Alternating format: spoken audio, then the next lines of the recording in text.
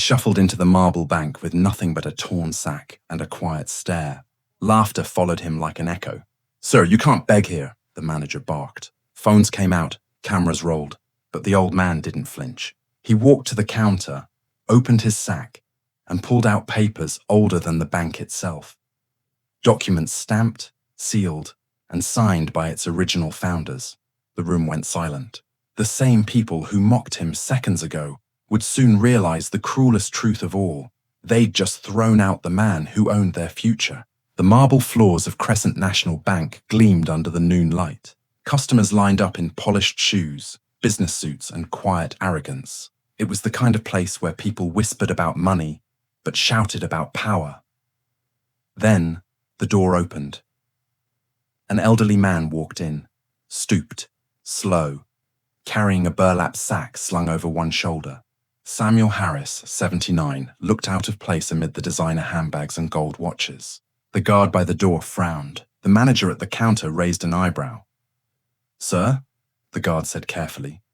"This isn't the charity next door." Samuel nodded. "I'm not lost. I came to make a withdrawal." Laughter trickled through the line. A young teller whispered, "He probably means coins."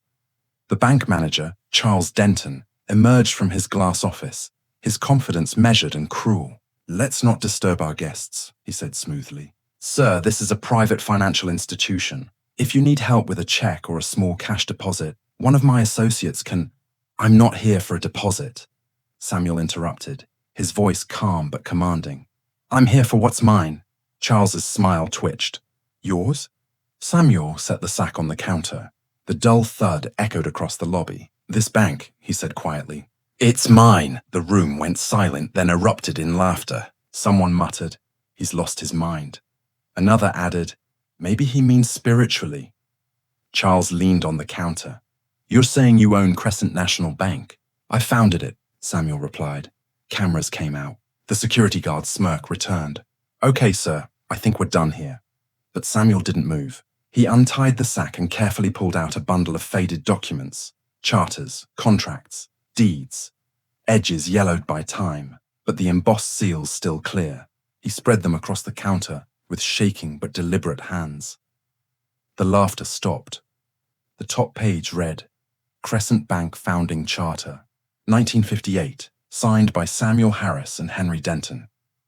The color drained from Charles's face. Samuel looked at him evenly. "Your grandfather was my business partner. We started this bank together with a promise that no man's color would determine his credit. He broke that promise, and he broke the contract. He took what wasn't his." A stunned teller whispered, "Is that real?" Charles barked, "These documents are ancient fakes. Anyone could print this nonsense." Samuel smiled faintly. "Then call the head office. Let's test history." Charles turned toward the guard. "Remove him now." The guard hesitated. "Sir, maybe we should—" "Do it," Charles snapped. But as the guard reached for Samuel's arm, a new voice cut through the room. "Don't touch him." Everyone turned. A woman in a grey suit stepped forward, badge clipped to her belt. "Elaine Rhodes, Federal Banking Oversight Division." Charles blinked. "Who called you?"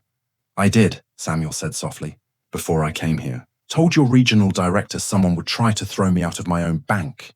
Elaine examined the documents under the counter light. Her trained eyes scanned the seals, the notary stamps, the ink patterns.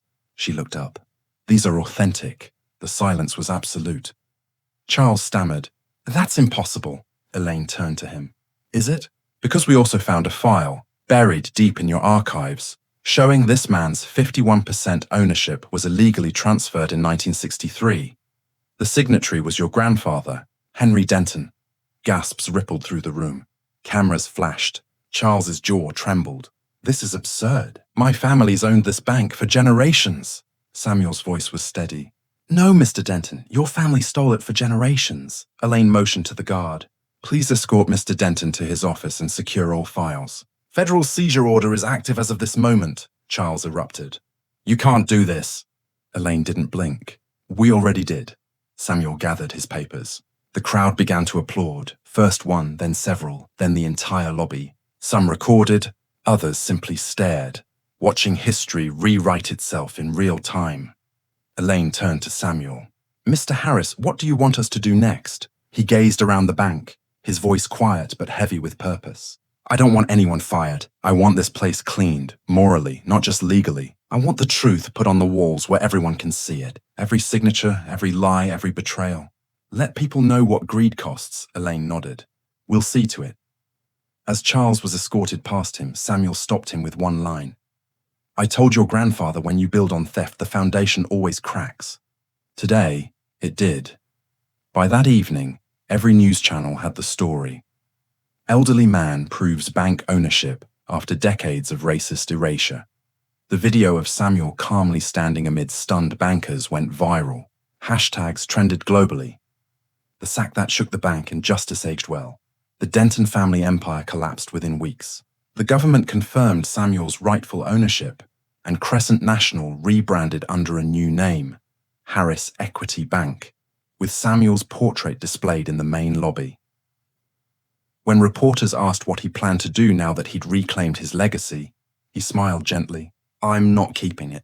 I'm returning it. This bank will serve those it once rejected. That's the only way to pay the debt that history owes. He appointed Elaine Rhodes as the new CEO and directed half the bank's profits to fund scholarships for underprivileged youth. 6 months later, the renovated headquarters opened with a plaque outside the main entrance. Founded by Samuel Harris, 1958, restored by Truth, 2025. Reporters asked Samuel if he forgave the people who mocked him that day. He looked down, smiled, and said, Forgiveness isn't for them. It's for the ones watching, so they know anger doesn't build legacies. Dignity does. Years later, tourists visited that same marble lobby not just to deposit money, but to see the framed documents that started it all. The same old sack, preserved behind glass, sat beside a bronze engraving of his most famous line. They laughed at an old man with a sack. They stopped laughing when the truth came out. Samuel passed peacefully at 85, leaving behind not just a bank, but a lesson carved into the nation's memory. That power may lie, but paper never forgets, and long after the applause faded, the walls of Harris Equity Bank whispered his legacy in silence. Real wealth isn't stored in vaults, it's written in truth.